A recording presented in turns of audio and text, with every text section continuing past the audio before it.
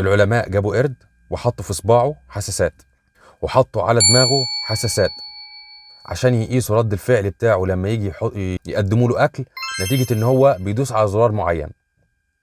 ولاحظوا اللي بيحصل نتيجه ان هو بيدوس على الزر فيجي له الاكل، بيدوس على الزر بيجي له الاكل. لقوا ان في بقعه بتتكون في دماغه كل مره بيدوس فيها على الزر، والبقعه دي بتكبر في كل مره بيدوس عليها، لدرجه ان هي وصلت 600% من حجمها الطبيعي اللي يتكون في اول مره. وشالوا من قدامه الزر وخلوه يجي له الاكل نتيجه ان هو بيحرك صباعه بس من غير ما يدوس على الزر. يعني صباعه ده لما بيحركه بيجي له اكل. اكتشف العلماء ان هو بيحرك صباعه من غير ما يكون في زر، ودي الحركه دي بتحصل له لا اراديا. يعني اتكونت في دماغه حاله عاطفيه خلته يحرك صباعه رغم عدم وجود المحفز اللي هو الزر ده. طيب الكلام ده تاثيره ايه في القناعات بتاعتنا العاديه؟ تاثيره ان انت لما بتتعرض لموقف معين بيحصل ان الدماغ بتاعك ده بيشوف الحدث ده اللي حصل لك ده اثره عليك ايه، هل اصاب لك متعه شديده ولا الم شديد، او بشكل عام الم ومتعه. الحدث ده اللي بيحصل لك نتيجه مثلا انت اكلت سكر فبتلاقي نفسك مستمتع، هو بيشوف الاستمتاع ده جالك نتيجه ايه؟ بنتيجه ان انت اكلت سكر. طيب بيجي بيحاول يربط بقى الحدث اللي هو ان انت اكلت سكر واستمتعت، يربطه بالمحيط اللي حواليك. انت اكلت سكر نتيجه ايه؟ نتيجه مثلا انك حد كافئك انك عملت حاجه فلانيه فاكلت الحاجه دي، سواء حد من بره كافئك او انت كافئت نفسك، فبيربط الحدث ده بالشعور اللي انت حصلت عليه او العاطفه اللي انت حصلت عليها نتيجه ان انت اكلت السكر ده. فكل مره كل ما تعود نفسك انك تعمل الحاجه دي، كل ما تكافئ نفسك بنفس الطريقه ان انت لما تيجي تاكل السكر بتولد جواك شعور ان انت فرحان وسعيد.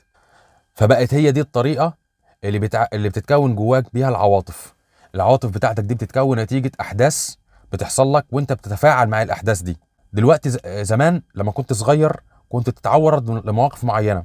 المواقف دي مثلا ان مثلا والدك كان بيزعق لك وانت صغير نتيجه انك بتعمل حاجه معينه. كل ما تيجي تعمل حاجه معينه يجي يزعق لك، فتولد جواك ان عاطفه ان انت لو عملت اي حاجه هيتزعق لك او هتبقى غضبان.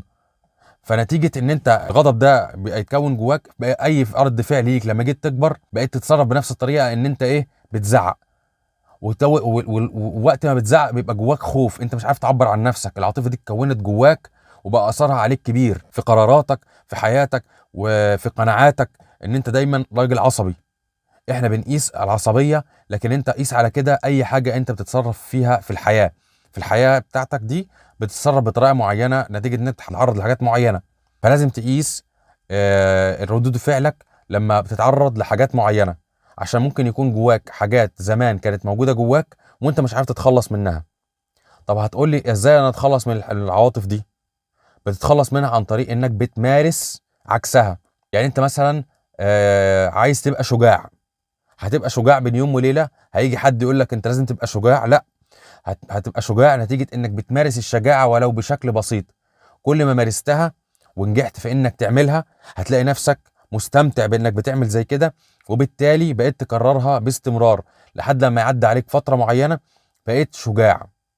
نفس الكلام لما تبقى راجل مش عصبي، راجل حليم، زي الحديث اللي الرسول صلى الله عليه وسلم كان بيقول عليه ان هو الحلم بالتحلم. يعني انت فيما معنى الحديث، يعني انا مش فاكر لفظ الحديث. فانت عشان تبقى راجل حليم وراجل عاقل في كلامك وراجل حكيم، لازم تعود نفسك انك لما تتعرض لموقف معين تبقى هادي. في الاول هيبقى صعب عليك، في المرة التانية هيبقى صعب شوية، وهكذا. كل ما تعود نفسك كل ما تكونت جواك روابط عصبية، الروابط دي خلتك راجل متأني وراجل قادر انك تعود نفسك على حاجة كويسة. والكلام ده بينطبق برضو على الكرم. وقيس على كده حاجات كتير انت نفسك تعود نفسك عليها. ده بالنسبة للحاجات الإيجابية. طب الحاجات السلبية بتقضي عليها بنفس الطريقة، انك بتعود نفسك على الحاجة العكسية للحاجة السلبية دي. ليه؟ لأن القوة اللي بتتسحب منك لما بتحصل الحاجة السلبية دي، اللي بتخليك تاخد قرار خطأ او بتخليك مش قادر تعمل حاجة معينة، القوة دي بتتدمر لما بتجيب عكسها.